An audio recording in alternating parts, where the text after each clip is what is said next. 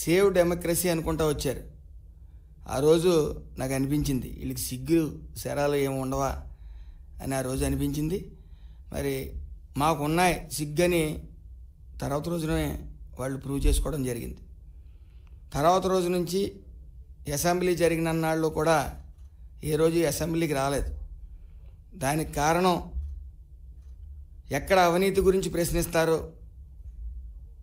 ఎక్కడ ఫ్యాక్షనిజం గురించి ప్రశ్నిస్తారో, అలాగే ఎక్కడ గంజాయి గురించి ప్రశ్నిస్తారో అధికార పక్షం వాళ్ళని ముఖం చాటేసిన వైనం. మరి అవినీతి విషయానికి వస్తే ఈరోజు కృష్ణా జిల్లా పెద్దిరెడ్డి, జూనియర్ పెద్దిరెడ్డి ఒకరు బయటకు వచ్చారు. ఆయనే జోగి రమేష్ గారు.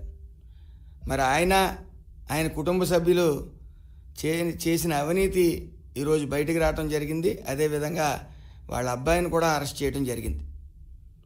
ముఖ్యంగా అగ్రిగోల్డ్ బాధితుల్ని మేము ఆదుకుంటామని 2019 సంవత్సరంలో ఇంటింటా ప్రచారం చేసి మిమ్మల్ని ఆదుకుంటాం అని ప్రచారం చేయటమే కాక బాధిత కుటుంబాల దగ్గర కూడా వెళ్ళి భరోసా ఇవ్వడం జరిగింది.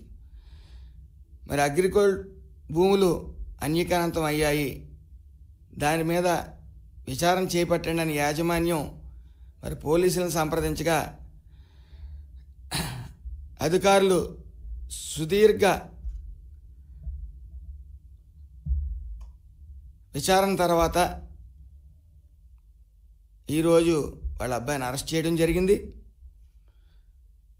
అలాగే విజయవాడ రూరల్లో అంబాపురం గ్రామంలో అగ్రిగోల్డ్కి ఉన్న భూములు ఈడీ అటాచ్మెంట్లో ఉన్నాయి.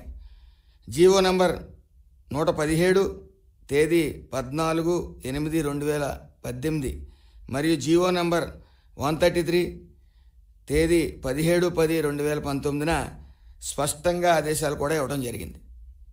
విజయవాడ రూరల్లో అంబాపురం గ్రామంలో సిఐడి అటాచ్మెంట్లో ఉన్న భూముల్ని జోగి రమేష్ కుమారుడు జోగి రాజు, అలాగే రమేష్ బాబాయ్ జోగి వెంకటేశ్వరరావు గారి పేరు మీద ఉన్న సర్వే నంబర్ 88లో 2160 చదరపు గజాల భూమిని కొనుగోలు చేశారు. 9/12/2022 కొనుగోలు చేసిన భూమిని రికార్డులు తారుమారు చేసి సర్వే నంబర్ కూడా మార్చేశారు.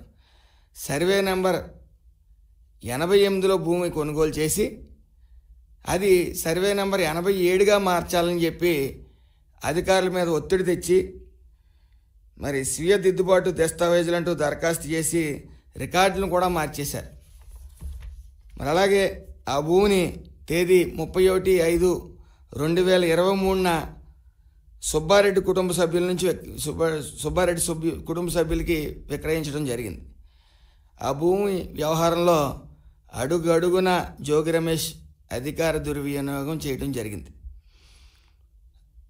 అలాగే గ్రామ సర్వేయర్ ఎటువంటి సర్వేలు చేయకుండా సర్వే చేసినట్టు రికార్డులు సృష్టించి ఆమె లాగిన్ ద్వారా అప్లోడ్ చేసి సర్వే పూర్తిగా చేసినట్లు రికార్డులు సృష్టించారు.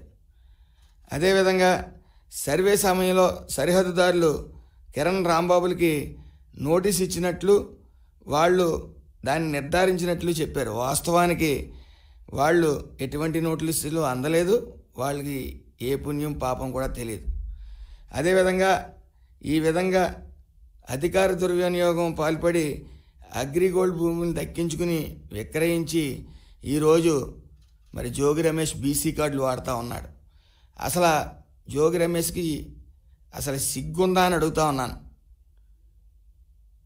గత 5 సంవత్సరాల్లో బీసీలకి అన్యాయం జరుగుతున్నప్పుడు ఏ రోజైనా ఆయన గళమెత్తారా?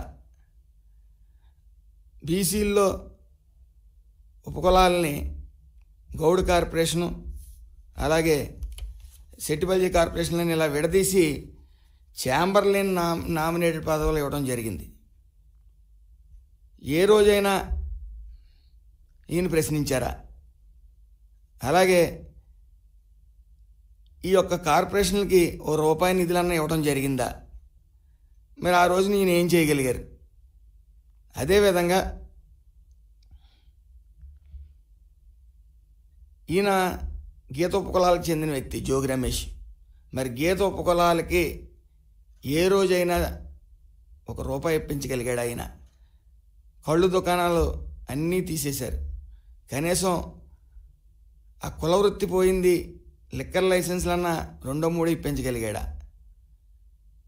మరి ఆ కుల వృత్తికి కూడా ఉపకారం చెయ్యని మంత్రి ఎవరైనా ఉన్నారంటే జోగి రమేష్ అనే చెప్పుకోవచ్చు. పోనీ కుల వృత్తి వదిలితే ఆయన సొంత కులస్తుడు అమర్నాథ్ గౌడ్ని పెట్రోల్ వేసి తగలబెట్టేస్తే ఈయన ఏ రోజన్నా ఇంటికి వెళ్ళి పలకరించగలిగాడా? కనీసం ఏ భరోసా ఇవ్వకుండా వాళ్ళని పలకరించకుండా ముఖం చాటేసిన వ్యక్తి ఈరోజు బీసీ కార్డు కేసులు ఇరుక్కుని వాళ్ళ అబ్బాయి ఇరుక్కున్నప్పటికీ అతను